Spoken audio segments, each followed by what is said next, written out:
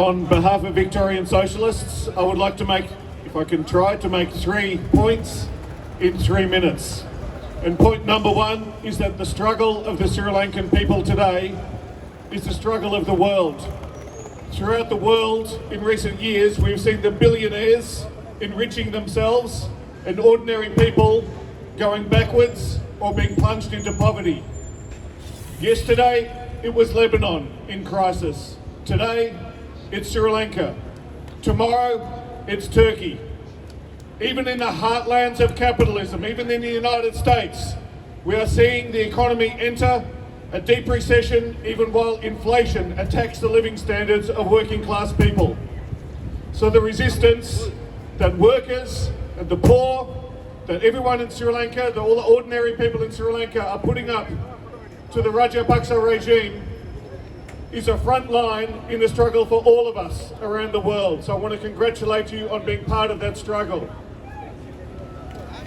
The second remark I wanted to make was about the recent visit by an Australian minister, the Home Affairs Minister Claire O'Neill, to the island of Sri Lanka. And I looked at press releases, I looked at speeches, I looked at comments that she'd made, I looked at media reports.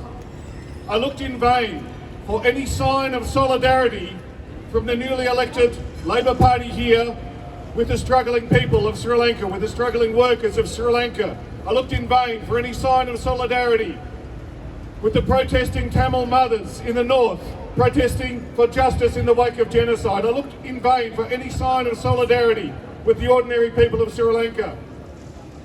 Instead, what I saw from this Labor government was solidarity with the regime in Sri Lanka. And it was solidarity on the issue of borders.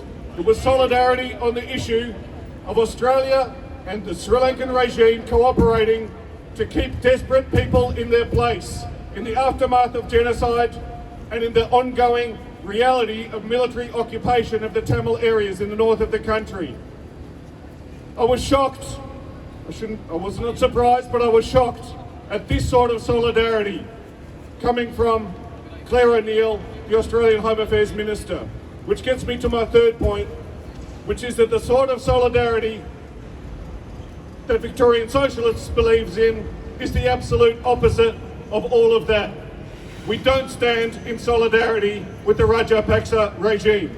We don't stand, and neither do we stand in solidarity with those fragments, more than fragments of the Rajapaksa regime, that have now detached themselves from the government and are attempting to place themselves in the mass movement which is sweeping the country. And we see this in every single freedom struggle that ever has existed on the face of the earth. We saw it in Egypt in 2011. Once the regime was doomed, some rats deserting the sinking ship attempted to come over supposedly to the side of the people. And that's what we're seeing in Sri Lanka now. We don't stand in solidarity with those elements. Who we stand in solidarity with are the brave students camped out all night on the streets of Sri Lanka. Who we stand in solidarity with are the grieving mothers in the north of Sri Lanka, the Tamil mothers still struggling for justice. Who we stand in solidarity with are the workers of Sri Lanka, the garment workers, the health workers who we've seen on strike in recent weeks and recent months, the free trade zone workers, the teachers union. We stand in solidarity with all of them. We stand in solidarity, especially today, with the rail workers, and you probably heard the story that I just heard of Kandy, where the government attempted to shut down the railway system to prevent people from getting to the protest, and it was the railway workers themselves that started to get those trains moving so that the democracy movement can continue.